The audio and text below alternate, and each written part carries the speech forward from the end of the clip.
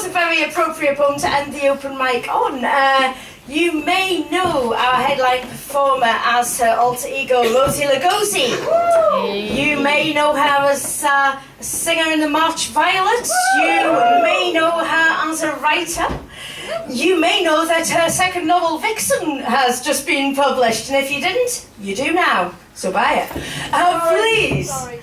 See, can we all say goodbye first? Bye.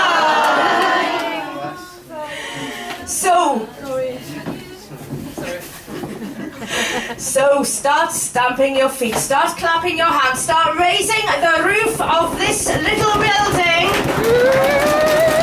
And welcome to the stage, Rosie Garland!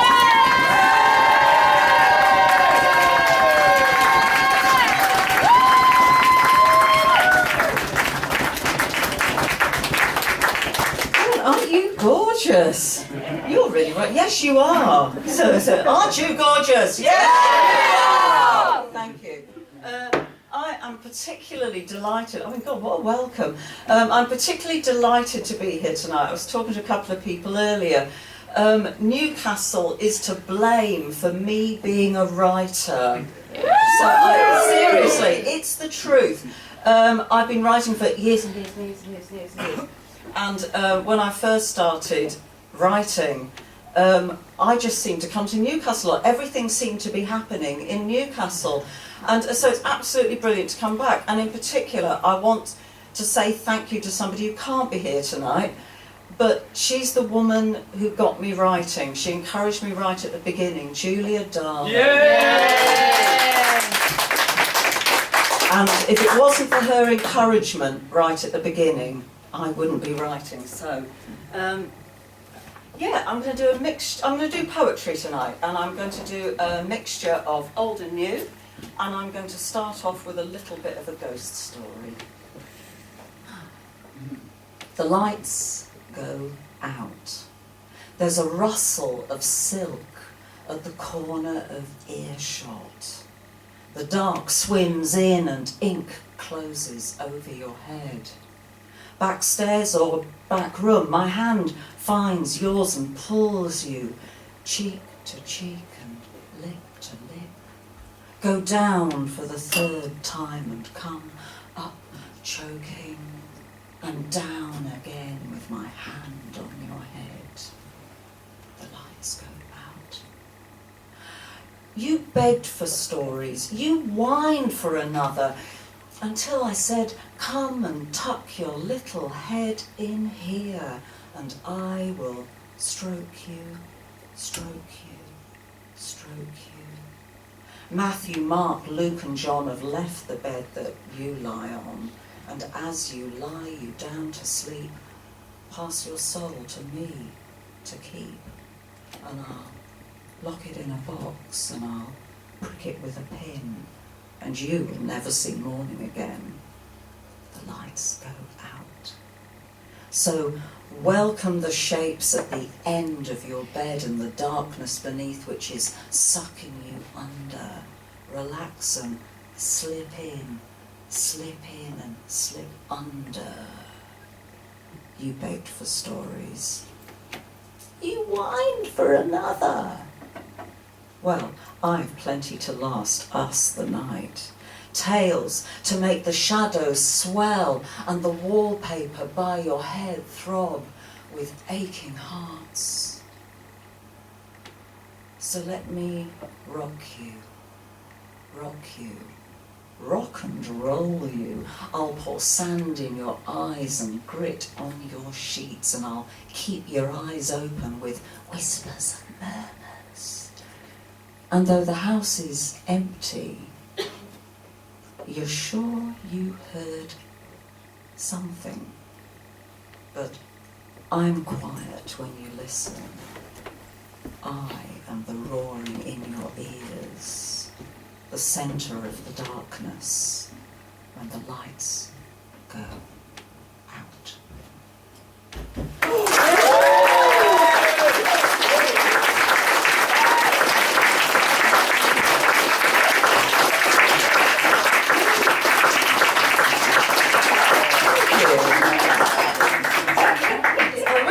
tell you just how fabulous it is to be back. I've not done a reading in Newcastle for a really long time, so I would just like to say thank you to Jenny and Kirsten for getting me back up here. Hurrah! Yes. I'm happy, so there you go. Right, I'm going to do, a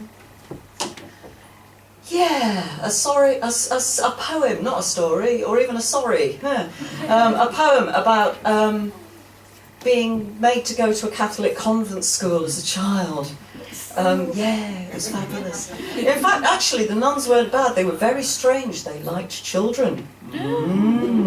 And no word of a lie, the order of nuns that taught at my school were the Sisters of Mercy. I'm not making that up, but it explains a great deal. I'd like to point out I am tonight's stealth goth.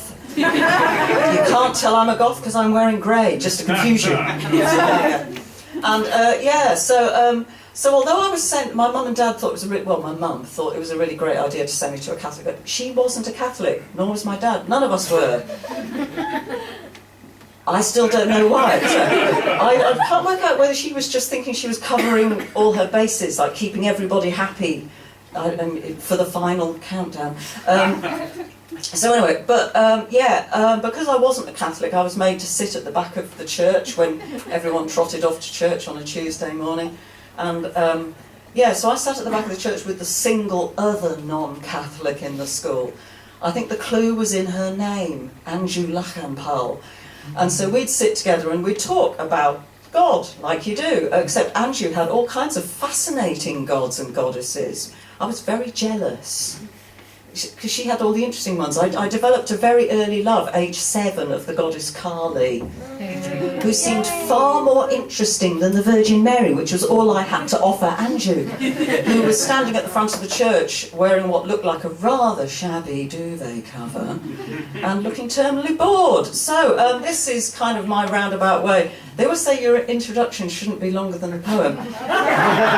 Sod that.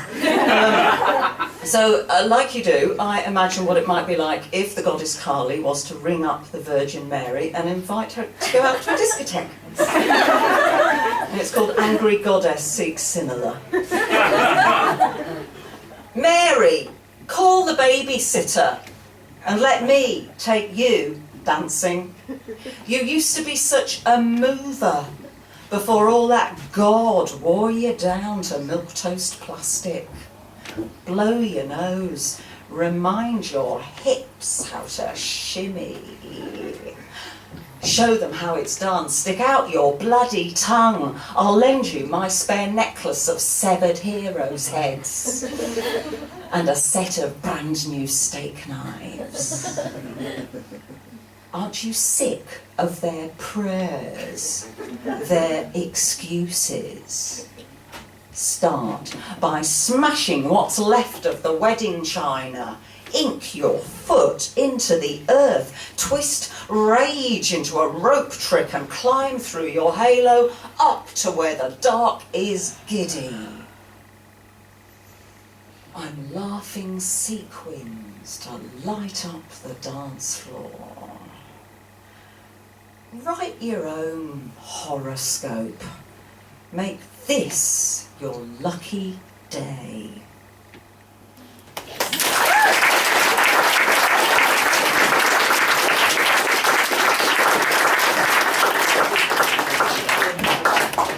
My grandmother, on the other hand, couldn't be asked with any of that religious nonsense. She was very, very different to my mum, her daughter. Although she was very, it was funny, when we were alone together, my grandmother was really wonderful. She accepted me for what I was, which was the little weirdo. I was the little odd kid, the one that sits right, you know when you get those school photographs with 300 people all in a row. I'm the one sitting at the end going, with the really unfortunate haircut and no friends. But my grandmother accepted me for the little weirdo that I was. We sing, so long, farewell, adieu, adieu. Yes, I grew up with The Sound of Music as well. Nuns, goats and Nazis. Something for all the family. family. So anyway, my grandmother was kind of behaved really differently around me, because with me she was like sort of relaxed, and she told me stories. And one of my first memories is of being read to by my grandmother. And I was really tiny, and she used to sit there and put me on her knee facing forwards, hold the book around us, and she'd tell me fairy stories. And I'd look at the pictures. And that's kind of why I think being read to is, I always associate being read to with a hug. Because it was like I was being hugged when my grandmother read to me. And so there you go. My grandmother was fabulous. But she behaved very differently around my mum. As I said, she was very, very held in, and it was like having two grandmothers. So this poem is called My Other Grandmother. My other grandmother came out when her daughter wasn't looking, grabbed my knitted mitten as we escaped from the house, door shushing its lips over the stiff coir mat. She could stretch my mother's 5-minute scuttle to the post office into an hour.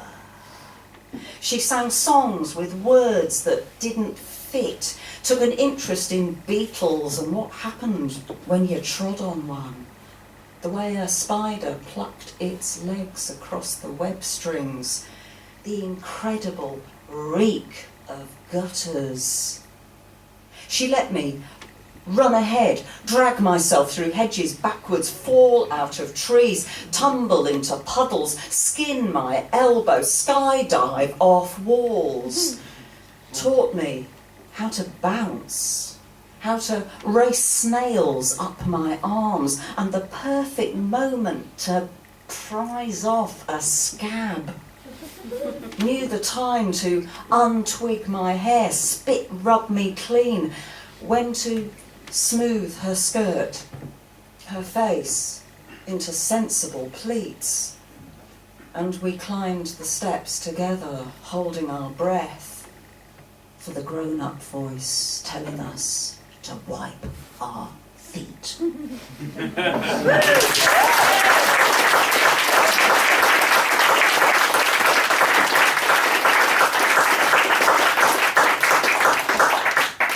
And again, I think my grandmother was one of those people who, because she introduced me to the love of reading and being read to, introduced me, by extension, to writing. And so I'd just say, keep going, keep going.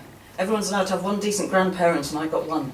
The rest are rubbish. You get 3 rubbish ones and one really great one. And so next poem I'm going to do is dedicated to anybody who was the little kid at the end going, with no friends and the unfortunate haircut, and particularly to anybody who grew up in a small town or village and was the different one. Didn't take a great deal to be different, did it? No. Because I escaped to the north, but I did actually spend my teenage years in Devon. Yes, hence this poem. I want to be a teenager in Devon. I want to be a teenager in Devon, where the last bus home is 5:15. And runs on Tuesdays and Fridays, where there's no cinema, library, cafe, youth club, post office. But everybody over 30 moans because kids hang around the late night spa. I want to be a teenager in Devon and be the village punk, or the village goth, or the village mosher, or the village lesbian, because there's never more than one. Where being unconventional is not wanting to be pregnant by the age of 16. Where being unconventional is owning more than 3 books and having read them. I want to be a teenager in Devon, where 6 of the houses on my street are owned by Londoners who drive down twice a year in their BMWs, and it's a ghost town. Except August, when it's gridlocked with caravans and sweaty tourists in their Vauxhall Corsas, telling me how lucky I am to live in such a beautiful part of the world where everyone's so friendly. but the only way to fit in is to have lived there for 8 generations and marry your cousin. I want to be a teenager in Devon and not see a black face from the age of 12 through to 18. And yet I'm still in the same class as the lad whose dad is chairman of the local BNP. I want to be a teenager in Devon. I want to have dodgy sex, fumbled sex, rushed sex, unsafe sex, not very good sex at all, because there's nothing else to do. And romantic means he takes his trousers off before he shags you. I want to be a teenager in Devon, where the hills are alive with the sound of farmers shooting themselves. Because first it was BSE, and then it was foot and mouth, and then it was brucellosis, and then it was bird flu, and then it was bovine TB. Devon, where I can fill my lungs with the fresh country smell of slaughtered cattle, gassed badgers, illegally coursed hares and hunted foxes, shotgun pheasants, roadkill hedgehogs, and a butchered economy. I want to be a teenager in Devon, but because it's such hard work, swimming against the overwhelming sludge of normality, I almost give up. I have 3 kids and my first divorce by 19. But I count the seconds, the minutes, the hours, the days, the weeks, the months, the years, and I bide my time. And I work every Saturday in the only shop that hires teenagers in Devon, although the boss has got sticky hands and follows me into the stock room. And I save my money for the first car, bus, coach, bicycle, skateboard, shopping trolley, roller skates, anything with wheels, for the day I hit 18 and I can go.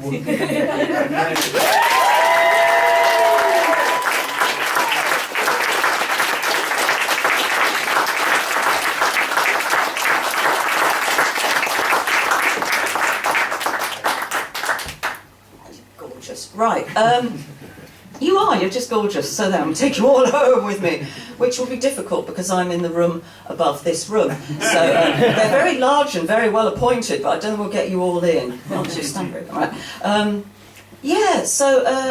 have got product here tonight. I have got merch. There are books at the back. Sexy books. In fact, they're waving them in the complete Stygian murk that is the bag, so you've got no idea what they're on about. But I do actually have books. They are for sale. Give me money. Make my bag lighter so I don't have to lug it all the way back to Manchester tomorrow. Right. I'm going to do a newer poem now, which is, see, he wants to go and buy one already. He's rushing to beat, he's getting to the head of the queue. Brave, clever man. Very clever man indeed. The next one is, so when I did escape at the age of 18, I went to Manchester, no, I went to Leeds actually, and that isn't a link to this poem at all.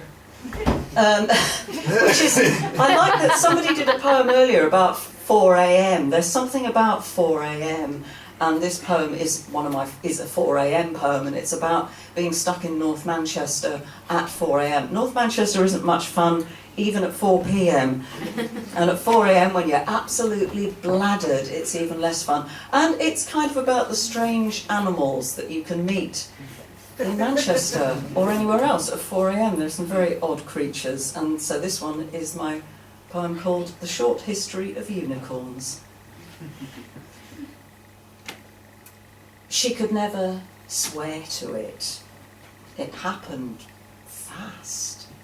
4 a.m, stumbling home down blank streets of doors that weren't hers, a slop of vodka and Red Bull curdling her insides. The whisk of its tail flicking moths as it lifted its face from the ripped gut of the bin bag and tiptoed across the road, nostrils curious. The nib of its rippled horn drew a line of blood across her stomach as it butted its nose into the fork of her thighs. And that smell rising from its head, like the baby when her sister let her hold him. Mascara dripped off her chin. She wanted to say sorry for the stink of her breath, her armpits, for all the fucking up, how she hadn't been the one to cock and fire the gun at the last Javan tiger, the last Tasmanian wolf. The beast opened its mouth. The salt coil of its black tongue as it slid across her face, between her lips.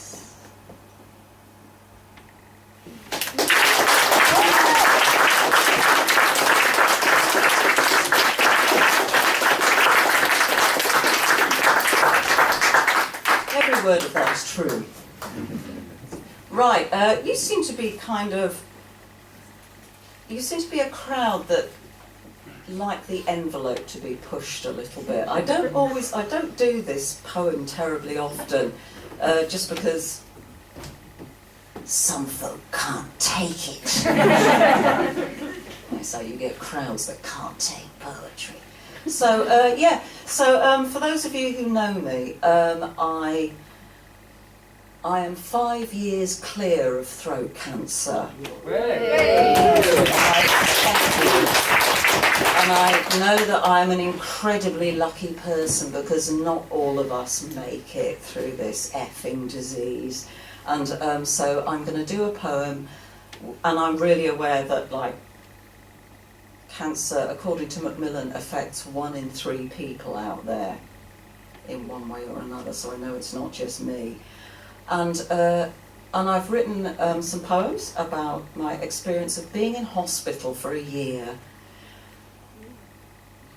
Hospital's interesting.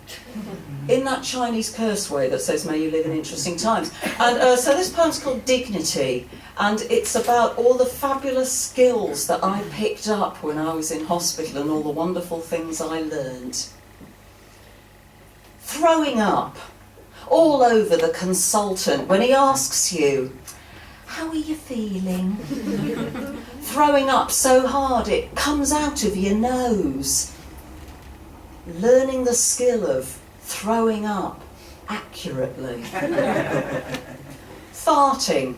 Discovering that chemo farts are just as effective as Semtex and can clear a room just as fast. Saying, I don't need a Zimmer frame to get to the bathroom, and then falling into a chemical waste bin and getting a 2-inch scar on your forehead. Getting out of bed and showing the whole ward and their relatives your knickers, except you aren't wearing any. Fainting, coming round on the bathroom floor, wringing wet, stark naked, and stretched out under the eyes of 7 nurses who've had to kick the door down and keep saying, how many fingers?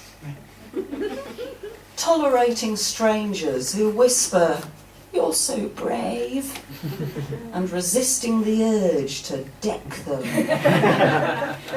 Going bald, watching your tits shrivel to the size of peanuts and your arse go flat as a burst paper bag. Remaining polite. When the close friend drops off the face of the earth, will you tell him your diagnosis? Remaining polite when the same close friend reappears when you're better and acts like nothing's happened. Remaining polite when people cross a room in case you talk to them about it. wearing long sleeves in June to cover up the scarlet track lines that chemotherapy has etched from wrist to elbow. Rolling up those sleeves and showing them off as battle scars, and learning to stare back. Wearing a feeding tube up your nose and learning to stare back. Refusing to wear the prescription wig that makes you look like you've got cancer. Refusing to wear the cheerful floral scarf that makes you look like you've got cancer. Standing up, falling over.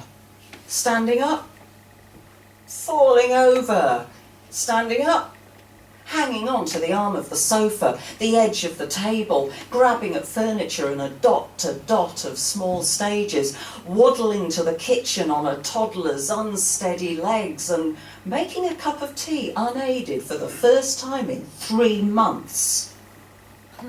Standing up and saying, I've got cancer, without need, without self-pity. Standing up and saying, I'm clear.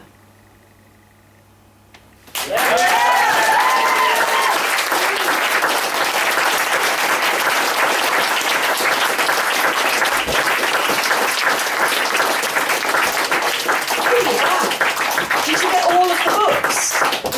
You did. He got all of the books. He did. Yes. And a pint. And a pint and a bag of crisps. Right, yes, so buy books. I'm Rosie Garland. This is going to be my last poem, and I really do want to say thank you to all of you. It's like you've all decided to come out tonight, hear some amazing poetry, fabulous comedy, and you haven't been glued to your screens. Which, let's face it, is more radical than you have any idea. So congratulations to you for getting away from the screen for a whole evening. No! Thank you. Give yourselves a round of applause.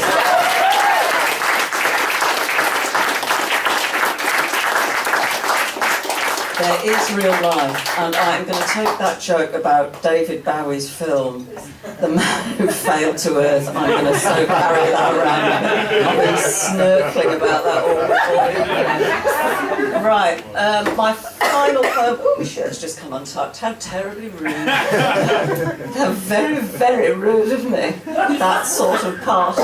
Yeah, right. My final poem is about recycling. Because I know here that you're all passionate about recycling. I am, which is why I carry a donor card. It's the best form of recycling I can think of. And seriously, I'm actually thinking of changing that and donating my body to science. Because I did this poem at an event not so long ago, and somebody came up to me afterwards and said, did you realise that medical students are actually really running short of bodies to work on? Because people are getting really, really squeamish about donating their bodies to medical schools. And it's like, so if you think about it, that means that the medical students now who are going to be the doctors that look after you when you're really old and really need them to be good aren't going to have had bodies to practice on. Recycle! That makes sense. Anyway, this is my poem called A Donor's Card. There's nothing here that I'll be needing. I don't do souvenirs. No grave goods, no grave. No one will do their back in digging me a hole, nor have the job of unpeeling rotten carnations from my marker. Stretch me out in a place of arc lights. Open me up. Reveal my inner workings, the plot twist no one was expecting, and let the harvesting commence. May my heart thump love in the warm nest of another's ribs, my liver filter someone else's happy anniversary, my lungs give voice to laughter and singing out of tune at bus stops. Lay me to rest under the bright faces, the white coats of angels.